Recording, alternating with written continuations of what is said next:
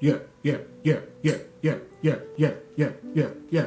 Back once again, Trey, with another Fish Out of Water podcast episode. I want to say 24, if I'm not mistaken. Um, this weekend, chilled out with the kiddos. Family came over. Sister came from Slidell with her kids. My older sister came by the house. You know, all the kids were playing, running around, so my kids wasn't worried about me for a change. So this weekend I sat down and watched a lot of movies, a lot of TV shows. Probably more than I ever watched in years, because I normally don't have the time. If I'm not recording, I'm working. If I'm not working, I'm with my kids. So I'm usually kind of set throughout my day. Any day, like even when the days I'm not recording, if I'm not recording, I'm working out or I'm going to work. Like I'm always keep my space occupied because, you know, idle minds, devil playground. I don't be wanting that to happen. But this weekend was great. Real smooth, real easy, nothing, no drama, no nothing, just kids having a blast. They played their little hearts out. I made them go play outside. It's getting hot outside, summertime, getting ready. I might have to end up getting another pool because the pool that we had, they way too big for at this point. You know, my kids grow quickly and fast. All of the shit. My kids, my nieces and nephews, they got too big for that. So if I do, you would have to do that. But I don't know. I don't know if I'm gonna get a pool this year or not. But everything with the kids was. They didn't really pay me no mind until their cousins left. And then when their cousins left, you know, I had to beat up on Baby Trey and Street Fighter. I had to beat him up real quick because I owed him from last weekend because he beat me up all last weekend. I just couldn't get a win in Uno or nothing, but she hadn't lost the Uno cards, so I couldn't get my revenge back in Uno. But I'm going to get it back. I'm going to get some more Uno cards and I'm going to keep them for myself so she won't lose them. But she still got the W right now. I'm still hurt by that. My top 5 songs that I heard from my list today. Of course, number 1 for me, Conway and Big Ghost. I'm a hip-hop baby. I'm a hip-hop head. Hip-hop is my first love of music. But the things that Griselda is doing you know what I like about Griselda the most? They sticking to they shit. They not changing up for no amount of money. They not changing up for no cosigns. Dark, gritty, street hip-hop music is what they came in on, and this is what they sticking to. So I respect that because I'm pretty sure they didn't got checks thrown at them left and right to make this kind of song, that kind of song, make this song with this person, make this song with that person. Nah, they don't do that. They don't budge. They stand their ground. I respect that about them. Number 2 will be is one of the Igors. Let me see. Oh, Igor Shred collabo? Definitely. Andy showed up, Marco, Al, like, everybody had great solos during that song, but I like the way that they kind of pulled back from over shredding and just made a great song of solos. Even though Igor had the best in my eyes and in my brain, they all showed up. If you like any one of those artists, you're going to love their solo in this song. They all came with it. Number 3, another Igor, Full Throttle. Love the guitar work. Nasty, filthy bars. Disgusting bars. Number 3, the switch up for Igor. In the Blue, I really like the smooth, laid back feel of him after getting bombarded with bars. To hear him pull back and give me the smooth track like that shows versatility. I respect versatility a lot. Number 4, Badfinger, Name of the Game. If you know about Badfinger's story about their band, the tragic story, it's horrible, but they made some great music while they were still around, and I like their catalog, man. Their harmonies are always on point. Their music is all like their lyrics is always well written. It's never too sappy, too corny. Great song right there. And number 5, Machine Head, Death Church. Cause I mean, once you press play on that song, you're gonna know why I like that song. You should know why I like that song. So that's my top 5 from the list today. Okay, as far as movies go, the first movie I watched was Spencer Confidential, Mark Wahlberg. Being Mark Wahlberg.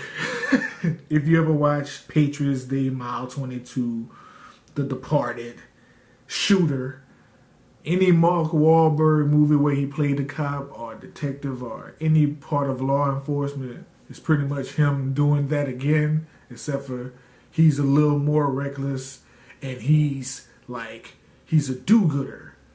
If something is going wrong, he's going to go out his way to make things right because it's the right thing to do. At first, hey, look, let me tell y'all, don't never do the celebrity face on the cover. Because me seeing Post Malone on that cover or trailer or whatever I saw his face at before I even watched the movie, it made me not want to watch the movie. Because I know y'all just put him in there because he's popular. But, surprisingly enough, Post Malone wasn't that bad. He did a pretty decent job. Only until he got to the part where he had to show some emotion over his wife. He's not an actor. He's not going to be able to show emotion. But the parts before that, great job. Surprisingly good from Post Malone. Even though his part was like, a couple of lines, he did a good job. Because I done seen, trust me, I done seen artists fuck up 2-3 lines in a movie. Like, they can't even get that off good. So for him to be able to get a nice scene off with Mark Wahlberg at the beginning of the movie to set the tone, I give him props and props is due. I finished up Ozark too. Finally got that finished. I don't know how I feel about the ending because, okay, I like the ending, but I kind of felt like I seen it coming. I kind of knew he was going to knock her off. But I don't know how I feel about the Birds, man, because now that old girl not working for them and she's working for the hillbilly woman who's dating her nephew, now that she works for him, I wonder how that's going to play out. And now that they done killed the cartel's middle woman, because she's not a man, she was the middle woman that kept the communication. Now that she's cut out the deal, how they gonna put? Ain't no telling what they gonna do, bro. Like people underestimate martyrdom all the time, and they come out on top every time, and they come out on top doing some, like, they do gangster shit. Like, they play like they not gangster, they play like they vulnerable, and they not dangerous, but they are the most dangerous criminals I ever seen in TV character history. Like, they really on some gangster shit, but really love the ending. Kind of seen it coming, but they did it right. Headshot. Get rid of her quick. Can't wait to see what's gonna happen next. How they gonna? Hey, I hope that cartel boss know that they about to mess up. They about to mess up everything for you. Just like they do everywhere. Everywhere they go, the Birds will mess up everything in everybody's lives. They taking you down. But he gonna find out the hard way. Trying to think of what else I watched. Oh, I was watching The Purge with my daughter. She's into horror stuff. She's dark. My daughter is like super dark. But she's into horror right now. That's her little phase. And we tried to watch The Purge series. It's more talking than anything. They might have 5 to 10 minutes of action in an hour episode of each episode, maybe. But it's really not much horror going on. It's really not much killing going on. They keep going back to the Menage a Trois, which I have to skip because she's sitting right there. So that's skipping dialogue and stuff, so I'm missing out on the story. And then when we finally get to killing somebody, it's usually a light kill. Or they trying to sacrifice. I don't know. The Purge series, they trying to stretch it out too much instead of just getting to the action part of it. I feel like they're trying to stress the story too much, and it's not working for me. But she likes it. We watch it together. It's just like when we used to watch The Masked Singer. I hated that show. The show was so fake, so phony. But she loves it, so I watched it. I hated that show.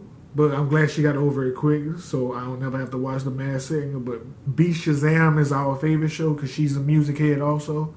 She loves her little music. She got her own little music she listens to, but she's a music head. Be Shazam is our show. Trying to get through The Purge, I'm going to have to tell her, I'm going to have to break her little heart. I don't think I can do this show no more. It's not doing nothing for me. I keep falling asleep on it. And then I be trying to play it off like I'm up. I try to shake it off like I'm up, but she be seeing me fall asleep. They talk too much. There's not enough action. Okay, this is my sleeper pick because I wasn't expecting to like this movie. I honestly just was watching it because I've been paying for Disney Plus and we kind of ran through all the good movies. Or at least I thought we ran through all the good movies. But odd, strange movie called... Well, not even odd and strange. The movie itself is not odd and strange. It's the animation that's odd. But movie called Fantastic Mr. Fox on Disney Plus. Story about a fox stealing chickens. I mean, you know, swiper, no swiping, basically. a fox stealing chickens who didn't think it was wrong to steal chickens until he got either, I want to say that's his cousin or nephew. It's a child that's his son age that he takes with him one night to steal chickens, but he gets caught. And then that's when he starts to realize, like, oh my God, I shouldn't be doing this. But this is the funny part. This is the funny part. I'm watching this while my kids are asleep, right? It's early in the morning. I don't even know. Like I said, I couldn't really tell you what possessed me. Just looking at the animation before the movie started, I just had to press play. I just had to because I thought it was just going to be so bad that I was going to end up enjoying it anyway. But I ended up enjoying the movie because it's actually a good movie. But my kids woke up and they looked at me and then they looked at the TV screen like, what are you watching? I didn't even tell them nothing to say The Fantastic Mr. Fox. And me not explaining nothing, me not telling them nothing, they actually just sat down and watched this shit. No super amazing computer graphics, none of that old school animation. Real creepy and terrible looking. But the story was good. And they watched it. Until they fell asleep, though. They fell asleep towards the end. But that was the most quiet I ever seen them watch anything. They haven't been quiet, especially my son. It's hard for him to sit down and watch stuff because his attention he will get distracted quick. He will move on fast. If you don't grab his attention quick, he's moving on. So for him to sit down and watch it, I knew that there had to be a good story. But that's about it that I could think of. I think, yeah. I tried to watch, when my kids left and their mama came pick them up, I tried to watch Narcos Season 2. Couldn't do it. I don't think it's bad. It's a lot of quiet moments in there and a lot of reading subtitles. So if I don't wake up in the morning and watch something like that, my attention is definitely, I'm going to get distracted so quickly and it's over. Once I'm distracted, it's hard to get my attention back into it once I'm distracted. And it's starting too slow. Ozark was like that too, but I guess because I gotta be in the right mood, I guess. But see, Ozark is no subtitles, so I could kind of get distracted but still listen to what they're saying. Narcos, once you get distracted and you don't understand no Spanish, you're lost. Because so much going on. So you gotta sit down and watch and read the captions. So I might have to try to rewatch that like one episode at a time in the morning when I'm at full alert, because if I'm just sitting down trying to watch something to chill, I'm not going to pay attention to that shit. I'm going to get distracted with my phone, answering emails and all. Like, I got too much going on to sit down. Like, I would have to completely keep my phone away from me, not have my kids around, to sit down and concentrate on Narcos Mexico season 2. We need to do it. Like, I'm gonna try again, but I'm not liking, like, it's not keeping my interest. I'm gonna try one more time. That's all they got is one more time. But that's about it, man. Like, what I watched wise. That was the things that I watched. Check them out if you get a chance. If you need something to watch, I think those are good suggestions. If not, it might be bad enough for you to enjoy it anyway. But that was it for my weekend, man. Kicked it with the kids, kicked it with my cousins and my nephews and my sister, and, you know, had a little cool family time with everybody. Watch a lot of TV for a change. Got off my feet. Didn't have to run around and play with them, so I was actually off my feet the whole weekend this time, more than usual. So I enjoyed my weekend. Very, very humbling and very blessed weekend, man. I wish all weekends would go like that, but it's probably not. And it never will always go like that, but when it does go right, it went right, and I enjoyed it. I hope y'all like the suggestions I made on what I was watching. Hopefully y'all check some of those out. Hopefully y'all like some of those. If y'all don't like none of those, you know, man, hey, can't get them all. Like, you know, we might have the same kind of taste in music, but we might have a totally different taste in film. You know, it's the beauty about content. It's subjective, but that's what I watched. I'm watching everything pretty much. I pay for this. that's in my brain. In my brain, I pay for this. I'm gonna watch every show that's on there if I got the time to. And I'm gonna give y'all my little synopsis. You know, I'm not a critic. I'm just a fan of content. And I'm gonna just give y'all my quick thoughts on it. I'm not gonna give nothing away, because I think I did that on one of my movie reviews. I forgot which movie. I think it was that time I gave too much away. Plus, I really didn't understand it. Then it was in my comments, like, this dude had, like, a whole breakdown. I wasn't watching it that deeply. I saw the movie. I pressed play. I didn't like it. It seemed stupid. I don't even want to get into it. Anyway, another podcast in the morning. Should be Wednesday morning. I should have another one dropping. Appreciate y'all listening, man. More content on the way on the other channel, you know, more reactions.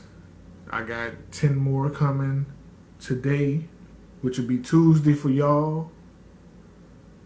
I'm recording this Monday, but this will be Tuesday for y'all. Another 10, 12 videos. Y'all know how I drop 10, 12 videos. I used to drop 20, but I don't know.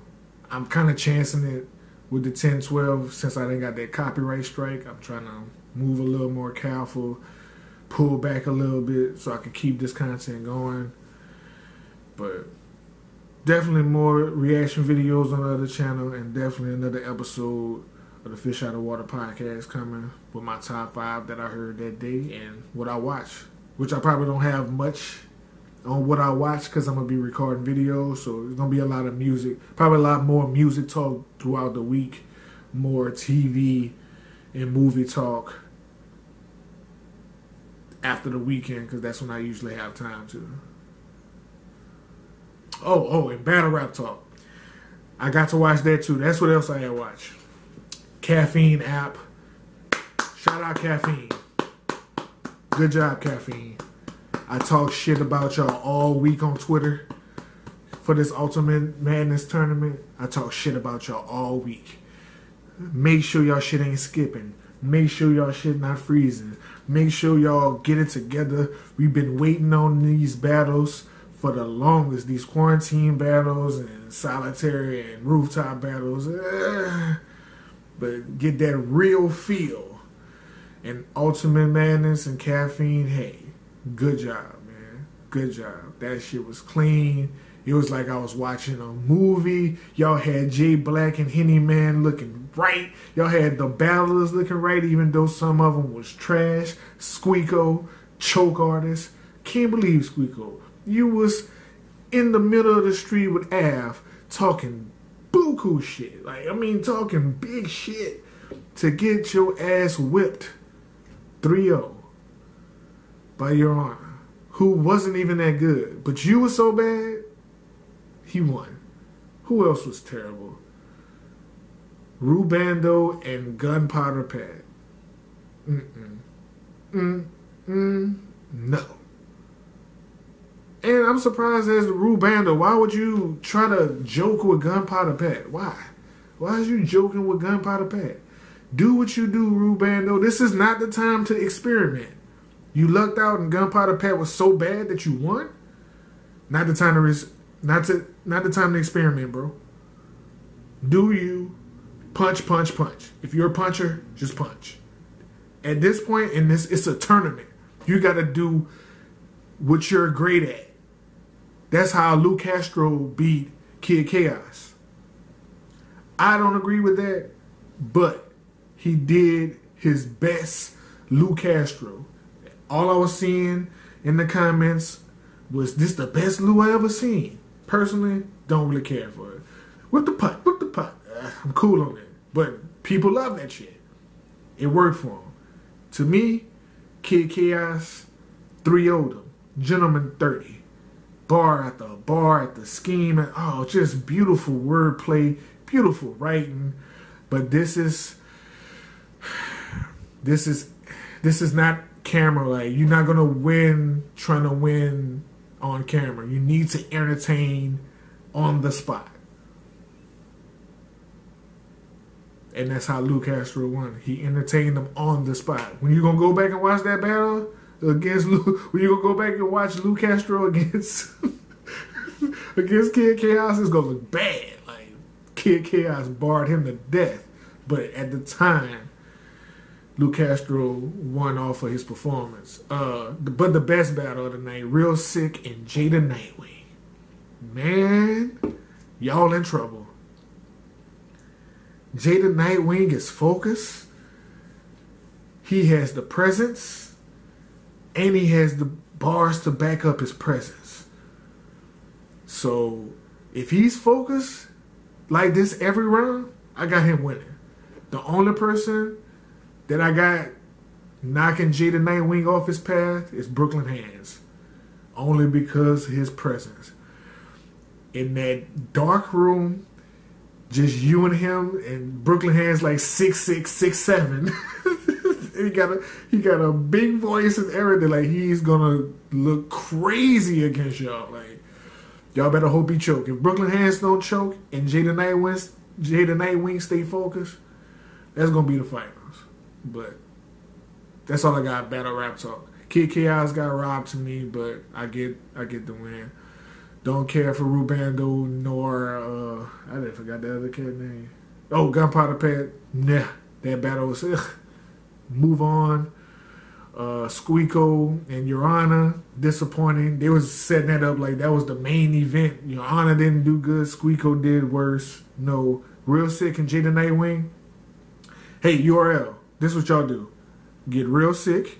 Get Kid Chaos. Do like an NIT tournament. You know, like for March Madness and for like AAU, the teams that lost usually play against each other for another little small prize. Kid Chaos, at least for Kid Chaos and Real Sick, they deserve like something because they just went against better opponents. They wasn't bad. Squeako and Gunpowder Pat, you can leave them where they at. Just leave them where they at. Okay, but I'm out of here now. I ran my mouth way longer than I really wanted to. Appreciate y'all listening, man. Like, comment, subscribe. Till next time. Peace.